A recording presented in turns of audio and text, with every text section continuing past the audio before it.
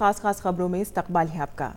चीन में corona virus से मरने वालों की तादाद बढ़कर 81 हो गई है। इस वायरस से 2500 से ज्यादा लोग मुतासिर हुए हैं, जिनमें से 461 की हालत नाजुक बनी हुई है। इस दौरान चीन वाक़े भारतीय सिफारतखाने में एक और हॉटलाइन जारी की गई है और अब तक कुल मिलाकर 3 हॉटलाइन जारी की जा चुकी हैं। आलमी इदारा सेहत भी कोरोना वायरस के पेश नज़र सूरत हाल पर नजर रखे हुए है। इस दौरान भारत में भी कोरोना वायरस के ताल्लुक से एहतियात बढ़ती जा रही है।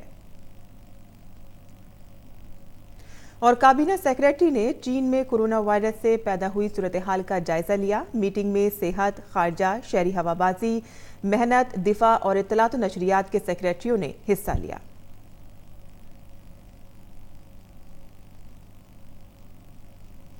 वजारत सेहत के मुताबिक अब तक भारत में कोरोना वायरस से मुतासिर किसी भी शख्स की शिनाख्त नहीं हुई है। बैरून मुल्क से आने वाले सभी लोगों के सेहत की जांच की जा रही है। अब तक कुल 29,707 लोगों की सेहत की जांच की जा चुकी है। ख्याल रहे कि पड़ोसी मुल्क नेपाल में कोरोना वायरस से मुतासिरा शख्स की शिनाख्त होने के पर भारत सरकार भी मुस्तैद हो गई है। और आसाम में बोडो कबायली ग्रुप के साथ मरकज और रियासत के दरमियान कल नई दिल्ली में सैरुखी समझौता किया गया।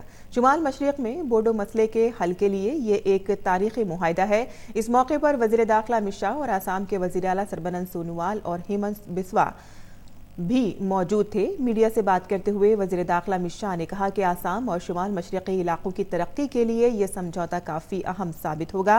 उन्होंने कहा कि बोडो कम्युनिटी को लसानी, समाजी और सकाफती अक़दार को तहफ़्फ़ुज़ फराहम किया जाएगा। उन्होंने कहा कि मरकज़ी हुकूमत आसाम की हुकूमत को बोडो कबीले की माशी तरक्की के लिए 1500 करोड़ रुपए की माली मदद देगी। इस समझौते से कई दहाइयों पुराने मसलों का भी हल निकल जाएगा, जो शुमाल मशरिक़ रियासतों में अमन, शांति और तरक्की की नई उम्मीद लेकर आएगा। वहीं वज़ीर आज़म नरेंद्र मोदी ने तारीखी बोडो मुआहिदे का खैर मकदम करते हुए कहा है कि ये मुआहिदा बोडो लोगों के लिए समरावर साबित होगा।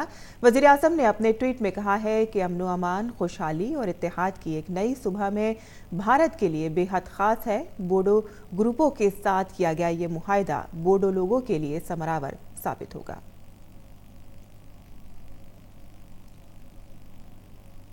उन्होंने कहा कि बोडो ग्रुपों के साथ मुआहिदा बोडो लोगों की अनोखी तहजीब को आगे और महफूज करते हुए इसे मकबूल बनाएगा। उन्हें तरक्की से मुतालिक पहलुओं के एक वसी सिलसिले तक पहुंच मिलेगी। हम बोडो लोगों की तवक्कात को पूरा करने के लिए हर मुमकिन कोशिश करने के लिए पाबंद अहद हैं।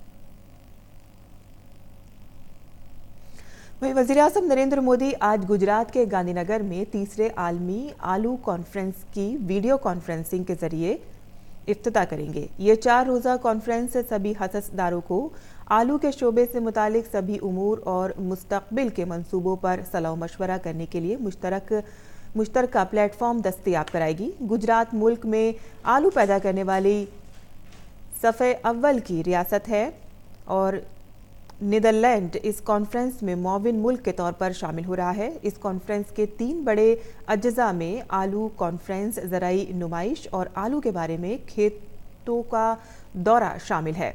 ये दौरा 31 जनवरी को होगा, जिसमें आलू की जदीद तरीन अक़साम के बारे में जानकारी के अलावा उम्दा खेती के सिलसिले में मालूमात फराहम की जाएंगी।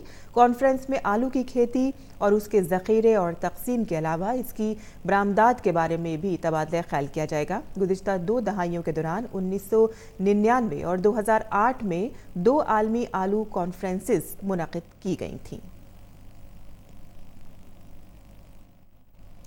वज़ीर दिफा राजनाथ सिंह ने जम्मू कश्मीर की तंजीम नौ करने और आर्टिकल 370 के तहत इसको हासिल ख़ुसूसी दर्जा ख़त्म करने के फैसले को सही ठहराया और कहा कि आर्टिकल 370 हटाए जाने के बाद पाकिस्तान अब कश्मीर मामले को बैनुल-अक़वामी सतह पर उठाने की हिम्मत नहीं कर सकता। उन्होंने पाकिस्तान को इंतबाह दिया है कि जो कोई भी भारत को परेशान करेगा उसे हम चैन से नहीं रहने देंगे। उन्होंने कहा कि पाकिस्तान से बात सिर्फ मकबूजा कश्मीर पर होगी। इस वक्त की खास खबरों में फिलहाल इतना ही। इजाजत दीजिए। आदाब।